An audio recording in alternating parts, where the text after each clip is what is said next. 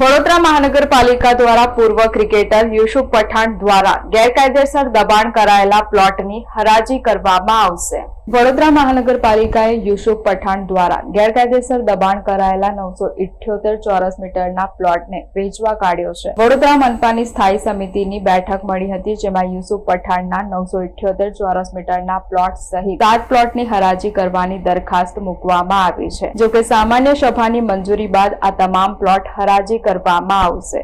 વડોદરા મહાનગરપાલિકા દ્વારા 7 પ્લોટની હરાજીની સામાન્ય સભામાં દરખાસ્ત કરવામાં આવી છે, જેમાં યુસુફ પઠાણના નામે ચર્ચામાં રહેલા પ્લોટનો પણ સમાવેશ કરવામાં આવ્યો છે। આ બાબતે સ્પષ્ટતા કરતા સ્થાયી સમિતિના અધ્યક્ષ વર્ષા વ્યાસે જણાવ્યું હતું કે જે પ્લોટ હરાજીમાં મૂકવામાં આવ્યા છે તેમાં યુસુફ પઠાણ દ્વારા કરવામાં આવેલા દબાણ પૈકીનો પણ પ્લોટ છે।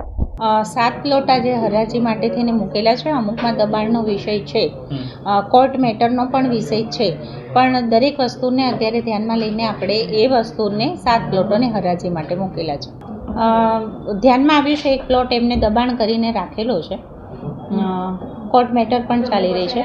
આપણે જો નાનું દબાણ પણ જો ધ્યાનમાં કોર્પોરેશન લેતું હોય તો ચોક્કસ આ બાબત પણ ગંભીરતાથી ધ્યાનમાં લેશે।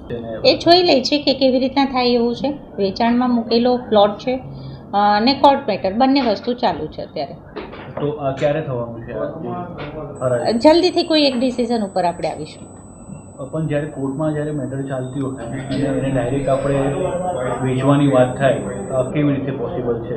એ લીગલી એડવાઇસ લઈને જ આપણે આગળની કામગીરી કરીશું। હાઈકોર્ટે ટકોર કરી છે કે જલ્દી યુસુફ પઠાણ પોતાનો પ્લોટ પાછો આપી દે વીએમસીને। હજી સુધી કાર્યવાહી થઈ નથી, તો વીએમસી કાર્યવાહી કરવાની છે એ પ્લોટને પાછી લેવાનું? ચોક્કસ, મેં હમણાં જ કીધું કે જો નાની બાબતને આપણે ધ્યાનમાં દબાણમાં લેતા હોય તો આટલો મોટો પ્લોટ કોર્પોરેશનનો કોઈ દબાણમાં લીધો હોય તો ચોક્કસ